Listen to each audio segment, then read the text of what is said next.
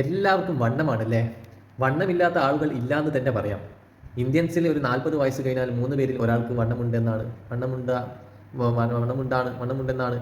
വയറിന് വണ്ണമുണ്ടെന്നാണ് പറയുന്നത്. എന്തുകൊണ്ടാണ് ഇങ്ങനെ സംഭവിക്കുന്നത്? ഒന്ന് ആലോചിച്ച് കഴിഞ്ഞാൽ നമ്മൾ നമ്മുടെ പ്രധാനപ്പെട്ട ആഹാരം എന്ന് പറഞ്ഞു കഴിഞ്ഞാൽ എന്താണ്? കാർബോഹൈഡ്രേറ്റ്സ് ആണ്. അരി ആഹാരമാണ് നമ്മൾ പ്രധാനമായും കഴിക്കുന്നത്. അപ്പോൾ അരി ആഹാരം നമ്മൾ അമിതമായി കഴിക്കുന്നത് കൊണ്ടാണ് ഈ വയറിന് ചുറ്റും നമുക്ക് വണ്ണം ഉണ്ടാകുന്നത്. അപ്പോൾ അത് മാത്രമല്ല കൽപ്പിറ്റ്, വേറെ 2 പ്രശ്നങ്ങളുണ്ട്. എന്താണത്? നമ്മൾ ആവശ്യമില്ലാതെ പഞ്ചസാര അടങ്ങിയിട്ടുള്ള പാനീയങ്ങളും പഞ്ചസാര കലർത്തിയിട്ടുള്ള ആഹാരങ്ങളും കഴിച്ചുകൊണ്ടിരിക്കുകയാണ്. ഈ ബേക്കറി ഐറ്റംസിലെല്ലാം മധുരമാണ്. അതുകൂടാതെ ഐസ്ക്രീം, അതുപോലെ തന്നെ കേക്ക്, ബിസ്ക്കറ്റ്, അതുപോലുള്ള സാധനങ്ങളെല്ലാം മധുരമാണ്, കൃത്യമായി ആഡ് ചെയ്തിട്ടുണ്ട്. അതോടൊപ്പം നമ്മൾ ചെയ്യുന്ന വേറൊരു പ്രശ്നം, 10% മാത്രമേ നമുക്ക് ഒരു ദിവസം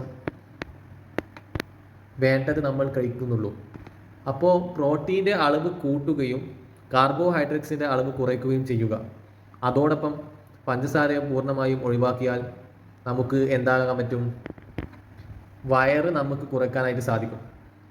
പ്രോട്ടീൻ്റെ അളവ് പരമാവധി കൂട്ടുകയും കാർബോഹൈഡ്രേറ്റ്സിൻ്റെ അളവ് പരമാവധി കുറയ്ക്കുകയും ചെയ്യുക.